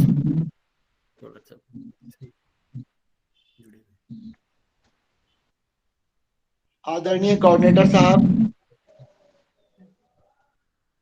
अन्य part time functionaries, academic counsellors, मेरे साथीगण क्षेत्र के करनाल से, वरिष्ठ क्षेत्र निदेशक महोदय मैडम, डॉक्टर धर्मपाल जी, अन्य सभी आप सभी को मेरा नमस्कार। और प्यारी छात्र छात्राओं, आपका जो है इस इंडक्शन मीटिंग परिचय सभा में ज्वाइन करने के लिए हार्दिक आभार। वैसे तो बहुत सी बातें हो चुकी हैं आज की इसमें इंडक्शन मीटिंग में, बट यहाँ मैं 1-2 चीजें आपसे शेयर करना चाहूंगा कि जिस तरह से आपको बताया गया कि आपको क्या करना है, किस तरह से असाइनमेंट सबमिट करना है, किस तरह से क्या करना है। अभी मैं जनरली चैट बॉक्स आप लोगों का देख रहा हूँ। चैट बॉक्स में एक तो जो है लोग बहुत से स्टूडेंट्स रिपीटेड क्वेरी कर रहे हैं। मैं अकॉर्डिंग टू चैट बॉक्स आपसे एक चीज कहना चाहूंगा कि बहुत से स्टूडेंट्स लिख रहे हैं कि असाइनमेंट किस तरह से लिखना है, क्या लिखना है, डबल सिंगल साइड लिखना है, डबल साइड लिखना है, हैंड रिटन लिखना है। आप सभी को जो असाइनमेंट है हैंड रिटन हाथ का असाइनमेंट लिखना है, ये आप पे डिपेंड करता है। एक तरफ लिखना है, सब लोग एक बार जब म्यूट कर रखें, आप पे डिपेंड करता है कि आपको जो है एक पेज के सिंगल साइड लिखना है, डबल साइड लिखना है। दूसरी बात, इसमें जो मोस्टली चैट बॉक्स में जो मैं देख रहा हूँ कि एमए साइकोलॉजी के जो स्टूडेंट्स हैं उनका ज्यादा से ज्यादा मैसेज आ रहा है। आप सभी का जो एडमिशन है, आपका जो एडमिशन है फतेहाबाद के स्टडी सेंटर पर हुआ है और आपका जो रीजनल सेंटर है वो आपका रीजनल सेंटर करनाल है। आपको अपना जितना भी स्टूडेंट्स यहाँ पर ज्वाइन करे हैं MA psychology, MA Hindi, MA history, MA जी, जो भी जिस भी मास्टर डिग्री प्रोग्राम्स में, आप सब लोग ज्यादा से ज्यादा आपकी जो प्रोग्राम गाइड है उसको अच्छे से रीड करें, एक एक लाइन को आराम से पढ़ें। और जो यहाँ एमए साइकोलॉजी के जो स्टूडेंट्स हैं वो लोग अपनी प्रोजेक्ट मैनुअल, इंटर्नशिप मैनुअल, सब चीजों को आराम से पढ़ें, क्योंकि आपका उसमें जो है प्रोजेक्ट भी होता है, इंटर्नशिप भी होता है, आपको उसको फॉलो करना होता है। एमए साइकोलॉजी के जितने भी स्टूडेंट्स हैं, वैसे तो सर ने हमारे साथ वर्मा साहब जुड़े हैं, वो आपको बताएंगे, लेकिन मैं आपको एक चीज है बताना चाहूंगा कि आप लोगों को एक तो जो मीडियम आपका उसमें दिया गया, आपको उसी मीडियम में अपना लिखना है। दूसरा, आपकी जो सिनॉप्सिस है, सिनॉप्सिस आपकी जो है as per instruction given project manual, आपको उसके अकॉर्डिंग सिनॉप्सिस बनानी है और आपको अपनी सिनॉप्सिस जो है स्टडी सेंटर से फॉरवर्ड कराकर तब रीजनल सेंटर पर भेजनी है अप्रूवल के लिए। सिनॉप्सिस के अप्रूवल आने के बाद ही आप अपना प्रोजेक्ट शुरू करेंगे। जरूरी नहीं है आपकी सिनॉप्सिस का अप्रूवल आए, अप्रूवल भी आ सकता है, नॉट अप्रूवल भी हो सकता है, मॉडिफिकेशन भी हो सकता है, रिजेक्शन भी हो सकता है। उसी तरह से आपके गाइड का अप्रूवल भी हो सकता है, नॉट अप्रूव भी हो सकता है। आपको इन चीजों को विशेष तौर से ध्यान रखना है कि किस तरह से आपको इन चीजों को फोकस करना है। और मैं देखता हूं कि स्टूडेंट जो है कहीं हेडक्वार्टर में लिखेगा, कहीं स्कूल को लिखेगा, आपको कहीं नहीं लिखना। सबसे पहले आप अपने स्टडी सेंटर को अप्रोच करो। और मैं ये नहीं मानता कि आपका अगर आप स्टडी सेंटर पर अप्रोच करेंगे तो आपकी समस्या का समाधान नहीं होगा, क्योंकि आपका जो एडमिशन हुआ है जिस स्टडी सेंटर पर हुआ है वहां पर लर्नर्स का ग्रीवांसेस बहुत ही कम आता है, और वो भी ग्रीवांसेस वो आता है जो कि रीजनल सेंटर लेवल पर होता है। बाकी जो वहां पर होता है सभी ग्रीवांसेस जो है स्टडी सेंटर पर ही सॉल्व हो जाता है। इसके लिए तो मैं जो है स्टडी सेंटर की तारीफ करना चाहूंगा कि वहां से किसी तरह का कोई इशू नहीं रहता। लर्नर्स अगर कहते हैं तो तुरंत उनका ग्रीवांसेस रिजोल्व होता है, और हम तो इनको 24/7 जो है किन्हीं ना किसी बातों के बारे में डिस्टर्ब करते ही रहते हैं। तो आप लोगों को इस चीज का विशेष तौर पे ध्यान रखना है। जैसा सर ने आपको असाइनमेंट के लिए बताया है ऑफलाइन या ऑनलाइन, अभी जैसे सर ने आपको बोला जो गाइडलाइंस होंगी स्टडी सेंटर की, आपको सिर्फ उसी गाइडलाइंस को फॉलो करना है। और जहां पर आपका इशू है या आपकी कोई क्वेरी है, प्लीज आप लोग सिर्फ वहीं पर ही अपनी मेल को मार्क करिएगा। ऐसा नहीं है कि मेल भेजना है स्टडी सेंटर पे, कॉपी करने कहीं और, उसको कहीं भी मार्क मत करिएगा, उसका विशेष तौर पर ध्यान रखिएगा। सेकेंडली, आपका जो कम्युनिकेशन होता है स्टूडेंट्स का, आपको अपने उस कम्युनिकेशन को जो है, जो भी आप मेल भेज रहे हैं, जो अभी आप कम्युनिकेशन भेज रहे हैं, उसमें अपना एनरोलमेंट नंबर, प्रोग्राम कोड और mobile number, working mobile number, उन सब चीजों को जरूर लिखें। और यहाँ मैं चैट बॉक्स में भी जो आप ग्रुप वगैरह के बारे में लिख रहे हैं, मैं सर से रिक्वेस्ट करूंगा, सर जब भी आप जो है काउंसलिंग सेशन ऑर्गेनाइज करें या किसी भी प्रोग्राम का काउंसलर जो है किसी भी तरह से कोई ग्रुप ऑर्गेनाइज करते हैं, तो कंसर्न जो स्टूडेंट्स हैं उनको ग्रुप में ऐड कर लीजिएगा। वो आपको ग्रुप में ऐड कर लेंगे। और यहाँ पर जो आप जो है चैट बॉक्स में जो लिख रहे हैं, प्लीज जो चैट बॉक्स में आप लिखें सिर्फ अपने प्रोग्राम और स्टडी से कंसर्न बातें ही लिखें, ये आपको उसका ध्यान रखना है। यहाँ पर मैं एक बात आपसे शेयर करना चाहूंगा कि अभी मैंने आपको चैट बॉक्स में थोड़ी देर पहले रीजनल सेंटर करनाल का यूट्यूब चैनल, फेसबुक लिंक और आपको जो है ट्विटर लिंक, मैंने तीनों चीजें आपके साथ में शेयर करी हैं। आप लोग मैक्सिमम से मैक्सिमम जो है इन सब चीजों को ज्वाइन करें ताकि आपको अपडेट इंफॉर्मेशन मिलती रहे और इसमें जो YouTube चैनल में भी आपका सब्सक्राइब करने में कोई चार्ज नहीं लगता, वो फ्री होता है। जितना ज्यादा हो सके आप अपने साथ वालों को इस बात की इंफॉर्मेशन शेयर करिए ताकि सब लोग अधिक से अधिक जानकारी का लाभ उठा सकें। और यहाँ पर जैसे कि अभी बात चल रही है, आपने जिस विश्वविद्यालय के साथ में जुड़े हैं, आप लोग, आपने जहां पर एडमिशन लिया है, हम लोग जिस विद्यालय के साथ में जुड़े हैं, हमारे लिए बहुत गर्व की बात है कि इंदिरा गांधी राष्ट्रीय मुक्त विश्वविद्यालय एक ऐसा मात्र विश्वविद्यालय है जो NAC A++ ग्रेड से सुशोभित है। दूरस्थ शिक्षा के मामले में जो इग्नू है वो NAC A++ ग्रेड से सुशोभित है। उसी के साथ ही काफी उपलब्धियां हैं इग्नू की। इग्नू जो है आपका विश्वविद्यालय सिर्फ भारतवर्ष में ही नहीं अपितु विदेशों में भी जो है शिक्षा प्रदान कर रहा है। वहां पर विभिन्न देशों में जो है भारत के अलावा, भारतवर्ष के अलावा कि छात्रगण जो है विभिन्न प्रकार के कार्यक्रमों में शिक्षा ग्रहण कर रहे हैं। और कुछ स्टूडेंट्स ऐसे हैं जो बोलते हैं कि मेरा OTP नहीं आ रहा है, एनरोलमेंट नंबर मेरे को नहीं मिल रहा है, मेरा ID कार्ड डाउनलोड नहीं हो रहा है। आप लोग जो हैं, आपने जब अपना रजिस्ट्रेशन किया होगा, आपकी मेल पर, आपके मोबाइल नंबर पर, रजिस्टर्ड मोबाइल नंबर पर आपका यूजर ID और पासवर्ड दोनों चीजें आती हैं। आप लोग प्लीज अपना ईमेल ID और जो मैंने आपको बोला है मोबाइल नंबर, आप प्लीज उसको बहुत अच्छे तरह से चेक करें। और चेक करने के बाद आपका यूजर ID और जो पासवर्ड है वो आपको वहां मिल जाएगा। आपको इधर उधर किसी से पूछना नहीं पड़ेगा। आप लोग प्लीज उसको कंसर्न होके देखें ताकि आपको इधर उधर कोई बातें पूछनी ना पड़े।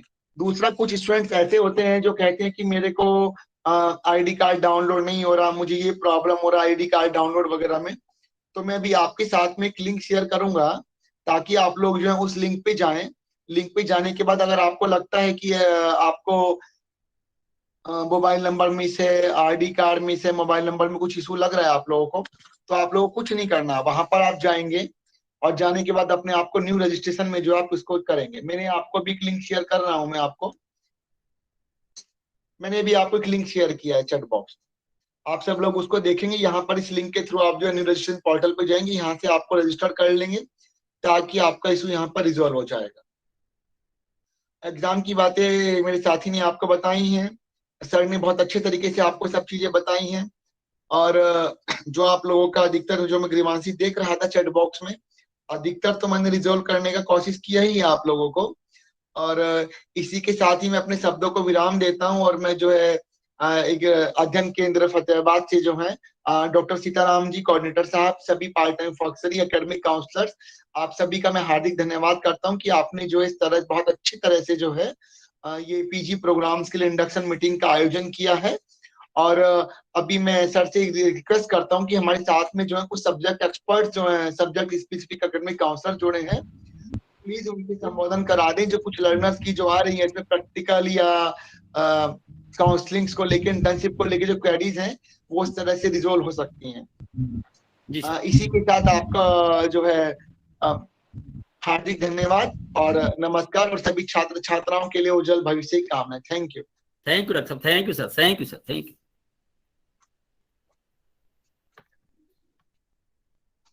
विद्यार्थी, सभी विद्यार्थियों को, खास करके MA साइकोलॉजी के विद्यार्थी जो हैं, MA PC वाले, उनका सिस्टम जो है, हमारे राजेश वर्मा जी भी जुड़े हुए हैं हमारे साथ। तो मैं राजेश वर्मा जी से निवेदन करूंगा कि बच्चों को थोड़ा सा अपना इंटर्नशिप के सिनॉप्सिस के बारे में और प्रैक्टिकल के बारे में जो है थोड़ा सा अपना संबोधन करें ताकि बच्चे लाभान्वित हो सके। डॉक्टर राजेश वर्मा जी। कोऑर्डिनेटर डॉक्टर सीताराम सर और राजाराम सर भी साथ में बैठे दिखाई दे रहे हैं। मेरी आवाज आ रही है? Can you hear me? जी सर, बिल्कुल बिल्कुल जी। प्रणाम। और अमित जैन जी, धर्मपाल जी, हमारी रीजनल सेंटर की हेड मैडम कुसुम मैडम, सभी को प्रणाम। और सबसे इम्पोर्टेंट जो हमारे हैं स्टूडेंट्स जो जुड़े हुए हैं, और मैं जब से चैट बॉक्स में देख रहा हूँ कि बहुत सारे बच्चे अपने साइकोलॉजी वाले काफी सारे अपनी प्रॉब्लम्स यहाँ पर पोस्ट कर रहे हैं। एक छोटा सा निवेदन सबसे पहले मेरा ये है इन बच्चों को, बच्चों तो क्या स्टूडेंट्स को, कि आप ना अपनी प्रॉब्लम्स को दो पर्सपेक्टिव में देखें। एक प्रॉब्लम आपकी होती है एडमिनिस्ट्रेटिव, एक होती है एकेडमिक। जहां तक मेरा कंसर्न है, मैं एकेडमिक प्रॉब्लम्स को सोल्व करने में ज्यादा माहिर हूं। माहिर के लिए मैं ऑथराइज हूं। जो एडमिनिस्ट्रेटिव प्रॉब्लम्स हैं वो डॉक्टर सीताराम सर आपके आरसी या और कोई उसकी आपकी मदद करेंगे। अब एडमिनिस्ट्रेटिव प्रॉब्लम किस प्रकार की है, 2 दिन पहले मेरे पास एक बच्चे का फोन आया कि सर जो मेरा एडमिट कार्ड है उसमें ये लिख के आ रहा है कि फर्स्ट ईयर में हमें प्रमोट कर दिया गया था, मुझे फर्स्ट ईयर के क्या एग्जाम देने हैं। नाउ आप मुझे बताइए, इस क्वेश्चन का आंसर मेरे पास नहीं है, ना सीताराम सर के पास है ना। बिल्कुल मैं तो इग्नो ये मानती है कि जो इग्नो के अंदर स्टूडेंट्स एडमिशन लेते हैं वो सारे मैच्योर होते हैं, तो ऐसे फैसले वो स्वयं करें। फिर भी अगर कोई और डाउट होता है तो आपके लिए मदद के लिए हम सब यहाँ पर हैं। चलिए अब बात आती है साइकोलॉजी की। मैं पॉइंट पर आता हूँ। साइकोलॉजी में ना खास करके 4 चीजें इंपॉर्टेंट है। आपकी प्रैक्टिकल क्लासें, आपके प्रैक्टिकल एग्जाम, 2 चीज होगी। असाइनमेंट तो सब जगह होते हैं। तीसरा इंपॉर्टेंट है आपकी प्रोजेक्ट, और चौथा है इंटर्नशिप। तो इन 4 पर हम थोड़ी सी बात करते हैं। पहली बात करते हैं प्रैक्टिकल क्लासेज की। प्रैक्टिकल क्लासेस आपको एडमिनिस्ट्रेटिव प्रॉब्लम है जो कि आपका स्टडी सेंटर डिसाइड करता है कि कब से कब क्लासेस लगेंगे। उनके सारे बहुत सारे कंस्ट्रेंट्स हैं, बहुत सारी चीजें वो ध्यान में रखते हैं। एकेडमिक काउंसिल अवेलेबल है, कौन कौन सी क्लास को बुलाना है, ये सारी चीजें वो कंडक्ट करते हैं रेगुलरली। और बोडिया खेड़ा स्टडी सेंटर एक ऐसा सेंटर है जिसमें साइकोलॉजी की practical classes, practical exam regularly हो रहे हैं। It's a wonderful. और ये प्योर क्रेडिट जाता है डॉक्टर सीताराम को। कोई सेंटर नहीं चल रहा साइकोलॉजी का यहाँ इतना अच्छा जो यहाँ पर चल रहा है। ठीक है जी। अब हम बात करते हैं, मैं आपके क्वेश्चन सुनूंगा। अशोक नैन जी आप अपने आप को म्यूट कीजिए प्लीज। अशोक नैन जी म्यूट कीजिए प्लीज। हाँ ये, हाँ जी। तो अब बात आती है कि प्रैक्टिकल क्लासेस, उसकी आपको लगभग 15 दिन पहले इंफॉर्मेशन ग्रुप में डाल दी जाती है। 10 दिन पहले, 7 दिन पहले, 8 पर 50 आपको ग्रुप में डाल दी जाती है। आपको अपनी जितनी निर्धारित क्लासेस हैं वो आपको लगानी कंपल्सरी है, क्योंकि जो स्टूडेंट प्रैक्टिकल लगाएगा वही आपके आ जाते हैं। अब बात आती है प्रैक्टिकल एग्जाम। प्रैक्टिकल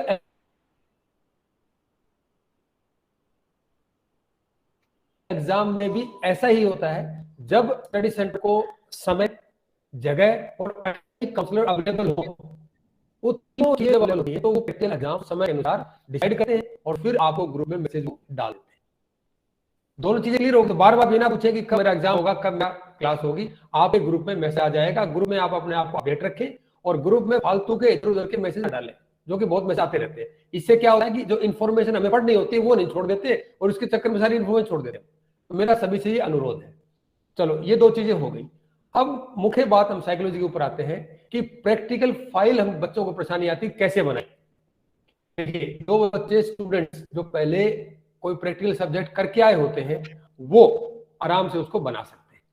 फिर भी मेरे पास मैसेज आते रहते हैं, आप मुझे पर्सनली मैसेज भी कर सकते हो कि हमने कौन कौन से प्रैक्टिकल करवाए हैं। अगर आपने किए हैं तो क्लास लगाइए, तो ही मैं बता पाऊंगा, ताकि हम आपको प्रैक्टिकल्स के लिए बता सके ये प्रैक्टिकल फर्स्ट ईयर में, ये सेकंड ईयर में हुए हैं। फिर फाइल के लिए आप क्या करें, आपका जो प्रैक्टिकम जो एक बुकलेट आई होती है, अगर आपने बुक्स मंगाई है तो, अगर नहीं मंगाई है तो प्रैक्टिकम आप डाउनलोड कर लें और उसमें क्लियर कट एक फॉर्मेट दिया हुआ है कैसे कैसे प्रैक्टिकल्स में आप क्या क्या लिखेंगे। सब कुछ उसमें एक एक लाइन वाइज लाइन दिया हुआ और हर प्रैक्टिकल सब्जेक्ट का दिया हुआ हो। कोई इसमें किसी से कॉपी करने की जरूरत नहीं है, किसी को नर्वस होने की जरूरत नहीं है। तो प्रैक्टिकम को जरूर पढ़कर उसमें देखें, क्लियर कट उसमें मेंशन है, उसी के अनुसार प्रैक्टिकल फाइल आपको जमा बनानी होती है। उसके बाद आता है कि प्रैक्टिकल फाइल चेक कैसे करनी है, कब करवाएं। सर आपके घर आ जाए, स्टडी सेंटर आप मिलोगे? नहीं, प्रैक्टिकल फाइल के लिए हमने एक सुविधा कर रखी है एकेडमिक्स काउंसलर के साथ मिलकर के स्टडी सेंटर ने, कि जिस दिन आपका फाइनल प्रैक्टिकल होता है हम उसी दिन एक एकेडमिक काउंसलर को साइड में बैठा देते हैं। पहले वो आपकी प्रैक्टिकल फाइल चेक करेगा, फिर आप अपने वाइवा के लिए आए, एग्जाम दें। आपको इस प्रकार की कोई टेंशन लेने की जरूरत नहीं है कि प्रैक्टिकल फाइल मेरी चेक नहीं हुई। चेक होनी बहुत जरूरी है, that's important. Then practical file आप बहुत अच्छी बनाएं, ढंग से बनाएं, क्योंकि प्रैक्टिकल फाइल आपका एक टेंजिबल प्रूफ है। कल ना कोई बच्चा ये देखना चाहता है कि भाई इसने प्रैक्टिकल फाइल बनाई, मेरे इतने नंबर लगे, इतने ज्यादा नंबर लगे, बहुत सारे इश्यूज आते हैं। तो प्रैक्टिकल फाइल आपका एक प्रूफ के रूप में स्टडी सेंटर में उपलब्ध रहता है।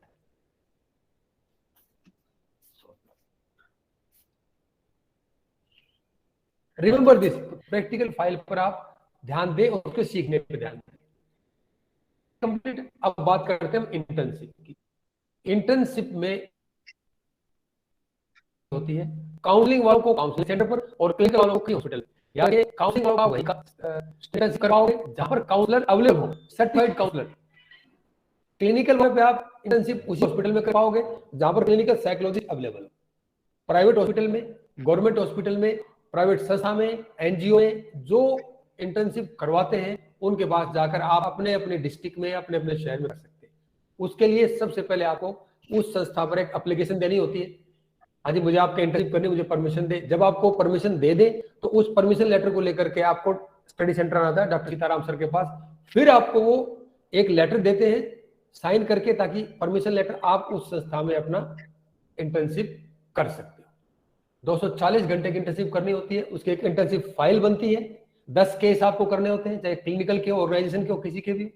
वो फाइल जब तैयार हो जाती है, उस फाइल को लेकर के आपको स्टडी सेंटर आना है और आगे की कार्रवाई प्योरली एडमिनिस्ट्रेटिव है, जो किसी तरह सर आपको बता चुके हैं या बता देंगे। यहां तक मेरा इंटर्नशिप फाइल का रहा। अब बात फाइनली मैं करता हूं प्रोजेक्ट की। प्रोजेक्ट बनाने के लिए सिनॉप्सिस बनाना बहुत जरूरी है। सिनॉप्सिस क्या है? आपकी इनिशियल प्रपोजल होता है प्रोजेक्ट के लिए। अब बहुत सारे स्टूडेंट्स को ये प्रॉब्लम आती है, टॉपिक कौन सा ले? अरे टॉपिक वो ले जो आप स्टडी करना चाहते हैं, जो पढ़ना चाहते हैं। अगर आप फिर भी बहुत जानना चाहते हैं तो मैं आपको 4 साइट बता रहा हूं। शोध गंगोत्री, शोध गंगा और शोध सिंधु। 4 नहीं 3 है, याद रखें। शोध गंगोत्री, शोध गंगा और शोध सिंधु, ये याद रखें तीनों चीजें। याद रखें गंगा कहां से निकलती है? गंगोत्री से। तो शोध गंगोत्री का मतलब है कि जितने भी इंडिया यूनिवर्सिटीज हैं उनके सिनॉप्सिस जो बनते हैं वो सारे सिनॉप्सिस शोध गंगोत्री पर उपलब्ध है। प्रपोजल, उसके बाद आपने पीएचडी की, वो आपके सारे के सारे पीएचडी थीसिस शोध गंगा पे उपलब्ध है। और शोध सिंधु में जिन्हें जर्नल्स हैं वो सारी पत्रिकाएं वहां पर अवेलेबल है। तो आप अपना टॉपिक चुनने के लिए शोध गंगोत्री पर एक बार जरूर जाएं। लगभग 12 से 13 पेज का आपको सिनॉप्सिस बनाना होता है। उसका भी पूरा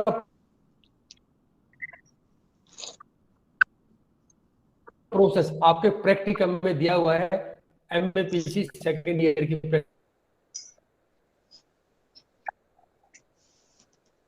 14-24 में याद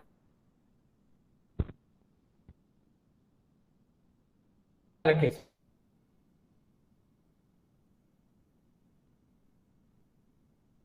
प्रॉब्लम है, आपके रिजल्ट से डिस्कशन है और फाइनली आपका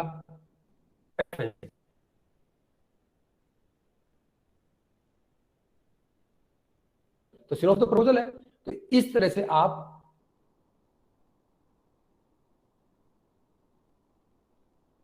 एक बहुत बड़ा पार्ट प्लेस जब है करके टर्निंग सॉफ्टवेयर करना जरूरी है, क्योंकि यूजीसी गाइडलाइन कहती है कि 10% से कम अगर आपका प्लेजर है तभी आपका सिनॉप्सिस गया। Lost network connection.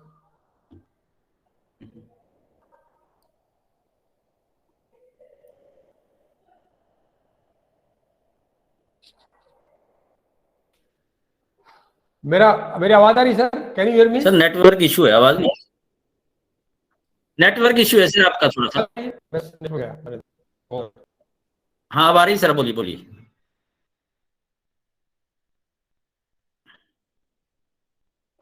Network issue आ गया ना।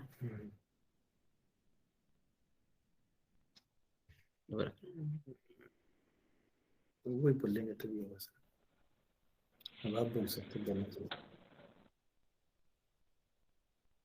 हेलो सर, कैन हाँ जी सर, मेरी आवाज क्वेश्चन? ये मेरा, चलो ठीक है, ओके। मैंने प्रोजेक्ट के बारे में प्लेजम की बात मैं कर रहा था। 2 मिनट और लेता हूँ। प्लेजम 10% से कम होना चाहिए। अगर 10% से ज्यादा है तो मैं उस सिनॉप्सिस पर साइन नहीं करता और ना ही कोई करेगा, क्योंकि आपको ओरिजिनल सर्टिफिकेट देना होता है आपके सिनॉप्सिस पर, आपके प्रोजेक्ट पर। सिनॉप्सिस बन गया, उसको साइन करा के एडमिट काउंसलर का स्टडी सेंटर पे ले जाइए, वापस साइन करवा के आप आसिफ का नाम भेज दीजिए। उसके बाद आपका महीने 1.5 महीने में जो भी उनका समय लगता है वो आपका अप्रूवल आ जाएगा। उस टॉपिक पर बनाइए, प्रोजेक्ट, और प्रोजेक्ट जितना सिनॉप्सिस आपने बनाया उसका लगभग 4 से 5.5 गुना तक, 5 गुना तक आपको उसको एक्सपेंड करना है, रिजल्ट डिस्कशन एंड करना है, प्रेजेंट चेक होगा और प्रोजेक्ट पर साइन होगा और फिर प्रोजेक्ट आप आरसी करनाल भेजना है स्टडी सर्टिफिकेट।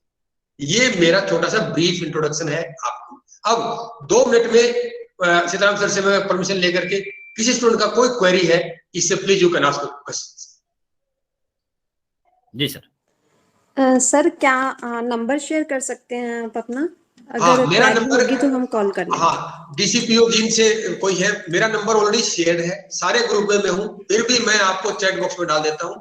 लेकिन नंबर शेयर करने से पहले एक बात बताता हूँ, कृपया करके आप केवल एकेडमिक क्वेश्चन मुझसे पूछें, कोई घर की बात, कोई एडमिनिस्ट्रेटिव बात, ये मैं आपके क्वेरीज नहीं देता हूँ, ठीक है? ये मेरा नंबर है। जी सर, जी मैं लेता हूँ सर इनकी सारी क्वेरी, मैं एटलीस्ट एडमिनिस्ट्रेटिव तो देखते हैं। हाँ जी, एडमिनिस्ट्रेटिव आप देखेंगे। एकेडमिक में किसी की कोई क्वेरी हो, साइकोलॉजी की खास करके, तो आप मुझसे मेरे से बात कर सकते हैं। आपका केवल 2 मिनट का समय है जी, क्योंकि काफी समय हो गया, सीताराम सर भी काफी देर से जुड़े हुए, प्लीज। मुझे लगता है सर साइकोलॉजी की बच्चों की अभी स्टूडेंट्स की कोई क्वेरी है नहीं, तो अब now over to you. Thank you sir मुझे समय देने के लिए। Thank you sir, thank you sir, thank you lot, thanks lot sir. Okay sir, मैं अपने आ हो जाएगी। Hello sir, I have query of MAPC. मैं एमएपीसी की सारी क्वेरी को, आपकी कोई क्वेरी नहीं रहेगी, मैं बोल रहा हूँ, उसके सुनने के बाद आपकी क्वेरीज खत्म हो जाएंगी, सारी क्वेरीज एडमिनिस्ट्रेटिव सारी बोल देता हूँ। आपका एमएपीसी का फर्स्ट ईयर है, जुलाई 2021 सेशन है, ग्रुप आपका बना हुआ है, ग्रुप में मैं भी एडमिन हूँ, डॉक्टर साहब भी जुड़े हुए हैं, नहीं जुड़े हुए तो डॉक्टर साहब को जोड़ देंगे। दूसरी बात, आप लोगों को अपनी 6 असाइनमेंट एमपीसी 1 2 3 4 5 6 6 असाइनमेंट का मैंने तरीका बताया था। क्वेश्चन पेपर डाउनलोड करिएगा, स्टूडेंट स्टेटस डाउनलोड करिएगा, और उस असाइनमेंट्स को आप जिस तरह के चाहें, असाइनमेंट को जितना बढ़िया बना करके लाएंगे उतना ही आपको वेटेज मिलेगा। असाइनमेंट को अगर आप, मेरी बातों को बिल्कुल सीरियसली सुन लीजिएगा, आपको 15 मिनट 5 मिनट में पूरी एमए साइकोलॉजी 2 साल की, 2 का या 2.5 जो लगता है वो कंप्लीट कर देता हूँ। आपको क्वेश्चन, आप क्वेरी रहेगी नहीं।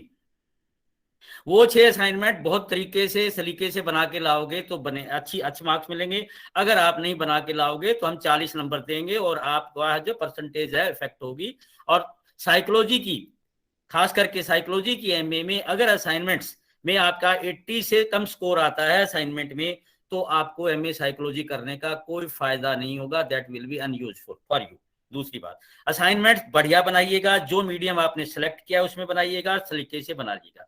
ग्रुप आपका बना हुआ है, असाइनमेंट हम आपकी मई के पहले हफ्ते में लेंगे, मई के फर्स्ट वीक में शुरू करेंगे। और अगर मेरे एग्जामिनेशन कंडक्ट स्मूथली हो जाएंगे, उसके बाद मेरे पीछे जो जुलाई पीछे एमएपीसी सेकंड ईयर और फर्स्ट ईयर के जो बच्चे बचे हुए हैं, उनके मैंने प्रैक्टिकल्स करवाने हैं अप्रैल के लास्ट में। उनके प्रैक्टिकल के बाद, बेटा म्यूट कर लो, जो भी आवाज आएगी फिर दिक्कत आ जाएगी।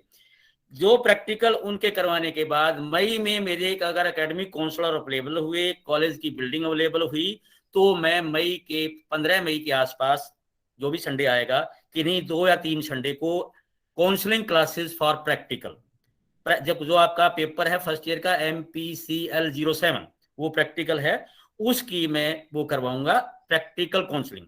प्रैक्टिकल काउंसलिंग हम 4 संडे को करवाते हैं और 4 संडे में आना आपको कंपलसरी होता है। आपको हम अटेंडेंस लेते भी हैं और अटेंडेंस देते भी हैं। स्टूडेंट स्टेटस आप साथ लेके आएंगे, उसी से आपका जो ग्रुप बनाए जाएंगे और मोस्ट प्रोबेबली हम हर ग्रुप को रोजाना अटेंड करेंगे। लीजिए 4 संडे आपका आना मैंडेटरी है। जो ही और सी, जो लड़का हो चाहे लड़की हो, मजबूर हो चाहे ना मजबूर हो, सर्विसमैन हो चाहे ना हो, अगर वो प्रैक्टिकल काउंसलिंग क्लासेस नहीं लगाता है तो हम उसको एनुअल एग्जामिनेशन ऑफ प्रैक्टिकल में नहीं बैठने के परमिट नहीं करेंगे, किसी भी सूरत में परमिट नहीं करेंगे, चाहे वो किसी के अप्रोच लगाए और चाहे ना लगवाए, और वो मैंडेटरी है। डॉक्टर राजेश वर्मा ही मोस्ट प्रोबेबली जो है सारी क्लासेस लेंगे, और राजेश वर्मा इस एरिया के सबसे अच्छे साइकोलॉजी के प्रोफेसर हैं, अच्छे साइकोलॉजी के। रही बात, आपका प्रैक्टिकल हो जाएगा और आप लोग कोशिश करिएगा कि आप अपने असाइनमेंट, साइकोलॉजी वाला कोई बच्चा असाइनमेंट लेके ना आए। मैं जहां तक बता चुका हूं कि मई के फर्स्ट वीक में, सेकंड वीक में आपकी प्रैक्टिकल काउंसलिंग क्लासेस रखूंगा।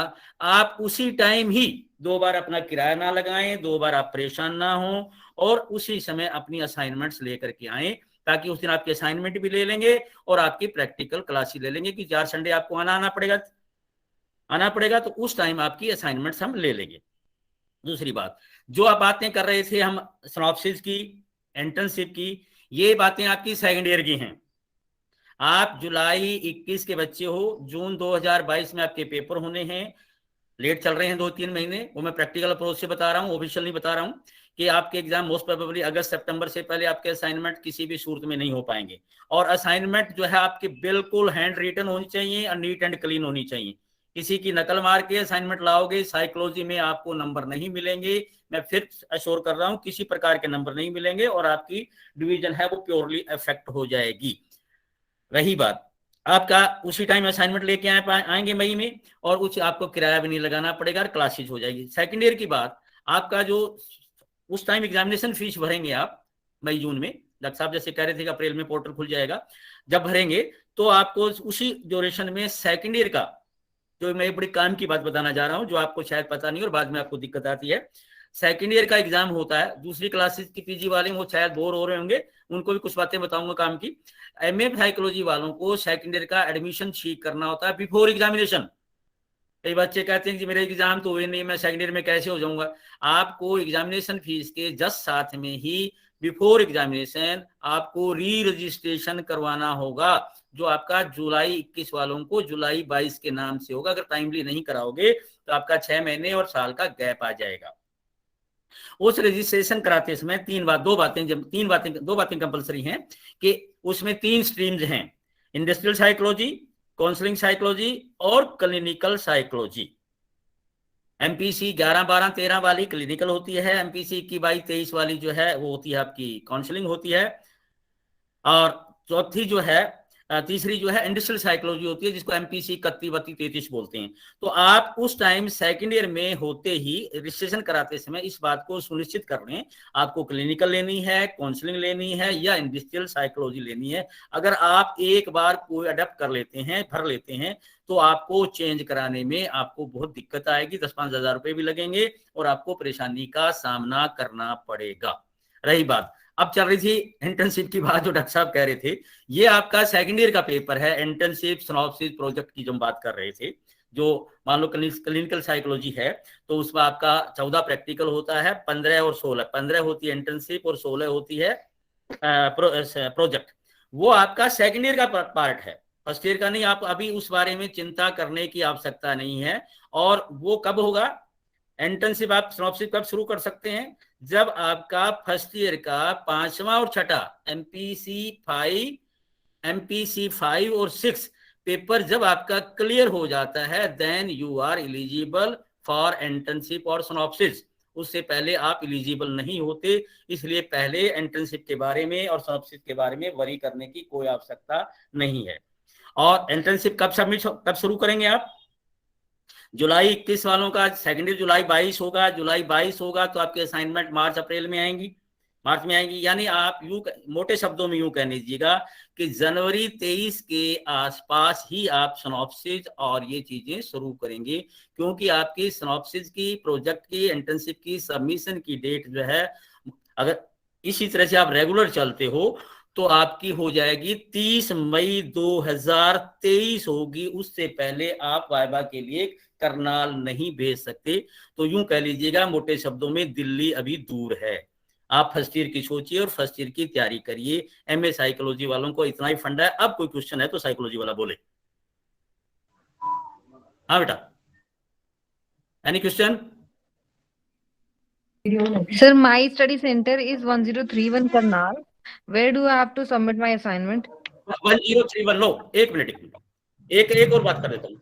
1031 करनाल नहीं है, 1031 देखिए, स्टडी सेंटर रीजनल सेंटर 10 है, 10 का मतलब है Karnal. Karnal is not a study centre, Karnal is a regional centre. और 1031 भोडिया खेड़ा है, उसी का मैं इंचार्ज बोल रहा हूँ, भोडिया खेड़ा से ही बोल रहा हूँ। और एक और सुन लिए, जब आप लोगों को आना होता है तो आप भोडिया खोड़ा फतेहाबाद आए, फर्स्ट ऑफ ऑल फतेहाबाद पहुंचे और किसी भोडिया खेड़ा में नहीं पहुंचे। अक्सर बच्चों का रूट है वो गलत होता है। भोडिया खेड़ा एक टोहाना में भी है, नरवाना में। पिछले हफ्ते एक बच्ची गुड़गांव से आ रही थी, क्या नाम थी, मनप्रीत नाम की लड़की को साइन करवाने थे उसको, और वो बेचारे सवेरे के चले हुए नरवाना पहुंचे हुए थे और 6 घंटे मतलब 2 घंटे 4 घंटे 3 घंटे का सफर 9 घंटे में उनका हुआ। तो कृपया आप जब भी 1031 पर आए तो आप भोडिया खेड़ा भूल जाइएगा, पहले फतेहाबाद सोचिएगा कि हमें फतेहाबाद जाना है। फतेहाबाद से मात्र जो है 2 किलोमीटर पे भोडिया खेड़ा है। अब बोलो बेटा, आगे बोलो। हेलो कहाँ की बच्ची? हेलो सर, देखो प्रैक्टिकल भी आप to come Bhodia Khera like for 4 time हाँ एवरी संडे। क्या क्या दोबारा बोलना बेटा, फॉर आवाज नहीं clear हुई। प्रैक्टिकल काउंसलिंग क्लास बेटा वो बात की बात है, आप एक शेड्यूल बनाएंगे कि किस किस तारीख को आपको बुलाएंगे। मतलब आपको 4 विजिट तो आपको करनी पड़ेगी फॉर प्रैक्टिकल, क्योंकि असाइनमेंट सर, असाइनमेंट मैंने बोला तो है कि आप मई में ही ले आएं। मई से पहले हम असाइनमेंट स्टार्ट नहीं करेंगे। और साइकोलॉजी वाले डबल किराया ना लाएं, क्योंकि मई में मोस्ट प्रोबेबली मैं आपका फर्स्ट वीक या सेकंड वीक में प्रैक्टिकल का सेशन रख लूंगा काउंसलिंग का, डॉक्टर साहब से बात करके। और अगर मेरे पास बिल्डिंग खाली हुई तो आपके दोनों पर्पज हल हो जाएंगे कि आपको एक चक्कर तो कम काटना पड़ेगा, इसलिए आपको बचत हो जाएगी। और बताइए सर, मीडियम जैसे इंग्लिश किसी में भी दे सकते रखा है टाइम एडमिशन, वो रहेगा इंग्लिश मीडियम आपने करा तो इंग्लिश ही रहेगा। सर ये स्टडी सेंटर चेंज हो सकता मीडियम है? इंग्लिश है तो हिंदी में भी दे सकते हैं, ओनली इंग्लिश में ही। एक बच्चा बोलो बेटा। सर स्टडी सेंटर चेंज हो सकता है सर? स्टडी सेंटर बिल्कुल चेंज हो सकता है, आपको रीजनल सेंटर चेंज करवाना पड़ेगा। स्टडी सेंटर या तो सिरसा में होगा, सिरसा फतेहाबाद से 40 किलोमीटर आगे है, अगर है तो दूसरा। सर दिल्ली के नजदीक हो, हमें तो लगा सर मेरी क्वेरी है प्लीज। हाँ बोलिए बेटा। सर मेरा ना स्टडी सेंटर करनाल, वो रीजनल सेंटर करनाल था और स्टडी सेंटर आया भोदिया खेड़ा फतेहाबाद। मैंने दिल्ली जाके उसको चेंज करा लिया। मेरे पास दिल्ली से मेल तो आ गया एनओसी का, लेकिन सर उसके बाद मेरे पास करनाल की साइड से अब तक कोई मेल नहीं आया। कोई एनओसी का मेल नहीं आया करता बेटे। मैं बात सुन, मेरी बात सुनो। आप साइट पे जाकर मेरी सुन ले पहले बात को। कई चीजें प्रैक्टिकल होती हैं, थ्योरेटिकल नहीं होती। आप साइट पे जाके अपना स्टूडेंट स्टेटस डाउनलोड करो। Okay sir. और स्टूडेंट स्टेटस में अगर चेंज है तो that's are change, no mail no fail, everything is fail there, बस खत्म। अगर स्टडी सेंटर तो सर फिर हमें जो असाइनमेंट है वो उनका जो मुझे कॉलेज प्रोवाइड करेंगे। सुन बेटे सुन, अगर आपका स्टडी सेंटर चेंज हो गया, मान लो स्टूडेंट स्टेटस में आपका स्टडी सेंटर चेंज शो हो रहा है, तो आपको असाइनमेंट जहां स्टडी सेंटर चेंज होगा वहां सबमिट करवानी पड़ेगी, नहीं पुरानी पड़ेगी। सर एक बार मेरी भी बता दो। रीजनल सेंटर करनाल है सर मेरा, और फिर वो भोडिया खेड़ा वो आया उसका स्टडी सेंटर। तो फिर मेरा दिल्ली के हरियाणा में रहना है तो यही रहना है। अगर दिल्ली जाना है तो आप करनाल मेल करिएगा। तो सर फिर क्या करना पड़ेगा मुझे? आप एक मेल करिएगा करनाल कि मेरा स्टडी सेंटर भोडिया खेड़ा ये है, this is my enrolment number, और माय स्टडी सेंटर में be change from Karnal to जहां करना है आपको, दिल्ली या करना है, उनका नंबर एक मेल उधर कर दो और एक मेल इधर कर दो, कॉपी टू उसको कर दो और कॉपी टू उसको कर दो, आपका चेंज हो जाएगा ऑटोमेटिकली। ठीक है सर, थैंक यू सर। बोलो। बस सर एमकॉम में हूँ और मैंने जैसे कि व्हाट्सएप नंबर पे नहीं मतलब इन्फॉर्मेशन आई मेरी, व्हाट्सएप नंबर लगाई थी बेटा, जो मेरे रजिस्टर में उपलब्ध हैं उनको मैंने सबको ऐड कर दिया है। फिर भी मैं हेलो सर मैं एमकॉम की स्टूडेंट हूँ, पर मेरा एमकॉम का हमारे से कोई रिलेशन नहीं है। एमकॉम अगर आपका हिसार या Sirsa study centre, Bhodia Khera centre नहीं है आपका। हेलो, एमकॉम फतेहाबाद में नहीं है बेटा। हेलो हेलो सर मेरा स्टडी सेंटर तो छोटू राम कॉलेज है, एजुकेशन 1005 का है, बट मेरा व्हाट्सएप नंबर पे इन्फॉर्मेशन नहीं आ रही, तो मैंने थोड़ा सा कंसर्न बात करिए बेटा, रोक कर बात करिए छोटू राम जी से, छोटू राम के कॉलेज से बात करिए। 2005 से 2031 से आपका कोई रिलेशन नहीं है बेटा, हम आपकी क्वेरी नहीं ले सकते। Okay sir. हाँ और बेटा। हेलो सर, निधि बात कर रही हूँ। मेरा आरसी सेंटर तो करनाल है और स्टडी सेंटर भी 1000 है, तो वो भी करनाल ही है। 1000 सर, 1000। वो करनाल है, वो करनाल से संपर्क करें। आपका ऐसा कोड होगा जो करनाल पे होगा। प्रोग्राम जो आपका अलग टाइप का है, क्या प्रोग्राम है आपका? Sir MA psychology. MA psychology में करनाल नहीं हो सकता 1031, आप ध्यान से पढ़ो। आप पढ़ना नहीं आया बेटा, आप अपने स्टूडेंट बारीकी से पढ़िएगा 1031। हेलो सर, फिर दिल्ली करनाल भी हुआ है तो वो हो सकता है शायद। नहीं नहीं, आप अपने आपके सेंटर पे लिखा हुआ करनाल में स्टडी सेंटर नहीं है, हेलो। करनाल रीजनल सेंटर है। एक बच्चा बोलो बेटा। हाँ, 1000। फिर आप करनाल संपर्क करें बेटा, करनाल होगा तो करनाल वाले बताएंगे, हमारे पास इसका कुछ। वहाँ ये कह रहे हैं कि क्लास फतेहाबाद लगेगी, वहाँ जाने के बाद पता किया वो बोले क्लास यहीं लगेगी, तो इतने स्टडी सेंटर यही रहेगा फतेहाबाद। बटा 1031 है तो मेरे पास क्लास लगेगी। ये आपका स्टडी सेंटर मिसप्रिंट है। 1000 अगर है तो करनाल है। करनाल में साइकोलॉजी नहीं है, साइकोलॉजी करनाल के अंडर हम हैं, हमारे पास है। तो अगर या तो आपका सेंटर को सेट करवा लीजिएगा या फिर मेरे पास आपका कोई इलाज नहीं हो पाएगा, क्योंकि आपका स्टडी सेंटर, मेरे पास इलाज सब है जब 1031 है। Excuse me, sir. Okay. हाँ, This is Anupriya. Sir, what about MA History? MA history के आपका ग्रुप में जुड़े हैं आप? जी सर। ग्रुप में डॉक्टर कृष्ण हैं, वो आपकी सारी क्वेरी ले लेंगे। आप उस पर डाल दो, डॉक्टर कृष्ण है, उसी में ग्रुप एडमिन है, उनसे आप संपर्क कर लें। वो क्लासेस भी लगाते हैं, बहुत अच्छे टीचर हैं, अपने आप आपका सारा काम कर देंगे, फिर से पूछने की आवश्यकता नहीं पड़ेगी आपको। Hello sir. हेलो सर, मेरा स्टडी सेंटर 1000 है sir. 1000 sir, MA psychology sir. MA psychology 1000 नहीं हो सकता बेटा। सर है सर, ये सर, मेल के अंदर है सर, जो कंफर्मेशन मेल आती है ना। हमने सेलेक्ट कर लिया। बेटा फिर ये करनाल पूछना पड़ेगा, करनाल वाले बताएंगे। मैं तो सिर्फ 1031 की क्वेरी ले सकता हूँ, मेरे पास 1031 की क्वेरी लूंगा बेटा, और कोई क्वेरी नहीं ले सकता मैं। हेलो सर, ये 1031 जो है ये बोड़ा खेड़ा कहाँ पे है सर? आपने फतेहाबाद का नाम सुना है? जी सर। फतेहाबाद ही है। फतेहाबाद से मात्र 2 किलोमीटर, नाम भोड़िया खेड़ा है, भोरिया नहीं है। आप फतेहाबाद पहुंचे और बस स्टैंड के पास 10 रुपए ऑटो वाला लेता है, आपको गर्ल्स कॉलेज पहुंचा देता है भोड़िया में। फतेहाबाद में लड़कियों का वुमेन कॉलेज पूछ लो, वो एकमात्र कॉलेज है और कोई कॉलेज नहीं। फतेहाबाद। Hello sir, hello. यहाँ पे क्लासेस अभी लग रही है क्या सर? चीज की साइकोलॉजी। आप कहाँ सोए हुए थे? मैंने बताया कि मई से पहले साइकोलॉजी किसी की क्वेरी लेंगे नहीं बेटा, कह चुका हूँ आप लोगों को। रिपीट ना करो बेटा, ये बातें कह चुका हूँ आप लोगों को। Hello MA hello sir. मई से पहले किसी का आपका साइकोलॉजी वालों की मई में क्लासेस लगाएंगे, कह चुका हूँ पहले भैया। कोई नई बात पूछो भाई। नई बात ऐसा क्वेश्चन है तो। हाँ सर, एग्जाम कहाँ होंगे सर? यार, ये डायरेक्टर महोदय ने बता दिया, जहाँ फार्म भरोगे वहीं एग्जाम होंगे। आप देना चाहोगे? पूरे हिंदुस्तान में दे सकते हो, मैडम ने बताया है। Hello sir. सर आप कहाँ थे? सर मैंने एग्जाम फॉर्म भरा था, पर मेरा सेंटर शिवानी आया हुआ है। एग्जामिनेशन सेंटर की क्वेरी करनाल से लेंगे आप, एग्जामिनेशन सेंटर चेंज करवाना, वहां बात करें। वो आपसे गलती हुई। चेंज हो जाएगा सर? है चेंज हो जाएगा क्या एग्जाम सेंटर सर? अभी एग्जाम होने नहीं कह सकता बेटा, ये आप करनाल संपर्क करेंगे एग्जामिनेशन के चेंज होने नहीं। ठीक है सर। MA साइकोलॉजी के एग्जाम हिंदी मीडियम में दे सकते हैं क्या? नहीं बेटा, जो मीडियम आपने भरा उसी में दोगे। Okay okay sir. हाँ सर, बोलिए। Hello hello hello hello hello sir. बोलो शुरू बेटा। सर, मैं अभी अभी ऐड हुई हूँ, तो ये हिस्ट्री के असाइनमेंट कब सबमिट होगा? हिस्ट्री के आप ग्रुप में हो ना? मई में बेटा। मई में लास्ट तक मई में होंगे।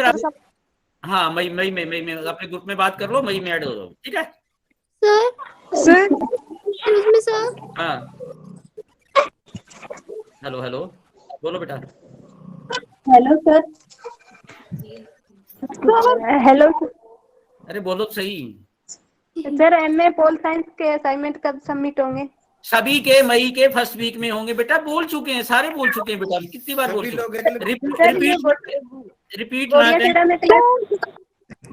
में MA पोल साइंस की क्लासेस लगती है क्या? मई के स्टार्ट में करेंगे बेटा, मई के फर्स्ट वीक में स्टार्ट करेंगे। जो भी होगा आपके ग्रुप में जुड़े हुए, ग्रुप में बात कर रहे हैं आप। सर ग्रुप में नहीं जुड़ा गया मुझे। जोड़ देंगे बेटा, लिख देना। सर, ईमेल आईडी मेरा चेंज हो गया, तो कोई इन्फॉर्मेशन नहीं आ रही है। प्लीज सर, क्या करूं मैं? ईमेल आई चेंज करवा लो करनाल लिख दो। करनाल से पड़ेगा? बिल्कुल जाना पड़ेगा, या जाना पड़ेगा, लिखना पड़ेगा कि मेरी ईमेल आईडी चेंज करो। Okay sir, thank you sir. Okay जी, ओके ठीक है। Okay and over. Sir ji sir, technical error के लिए किसको कांटेक्ट करें? सर मैं लॉगिन नहीं कर पा रहा हूँ कुछ भी डाउनलोड करने के लिए, जैसे स्टूडेंट स्टेटस वगैरह। टेक्निकल एरर किस चीज का लॉगिन नहीं कर पा रहे? सर जैसे पहले जो लॉगिन आईडी वगैरह मिला हुआ था वो एक्सेप्ट नहीं कर रहा है सर, वो कंट्रोल नंबर मांग रहा है चेंज करने के लिए। हमारे ग्रुप में क्या?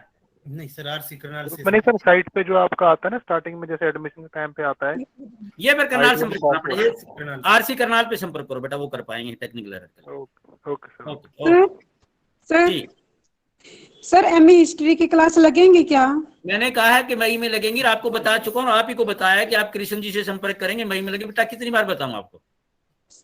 Thank you sir. सूचना मिल जाएगी बेटा, है? Okay sir, thank you. Okay okay okay and thank you. Hello, नमस्कार सर। हाँ संदीप बोलो भाई, बोल, मुझे जल्दी बताओ, मीटिंग बंद होने वाली है। सर जी मेरे आई कार्ड के अंदर ना फादर नेम की जगह मेरी मम्मी का नाम है सर, वो चेंज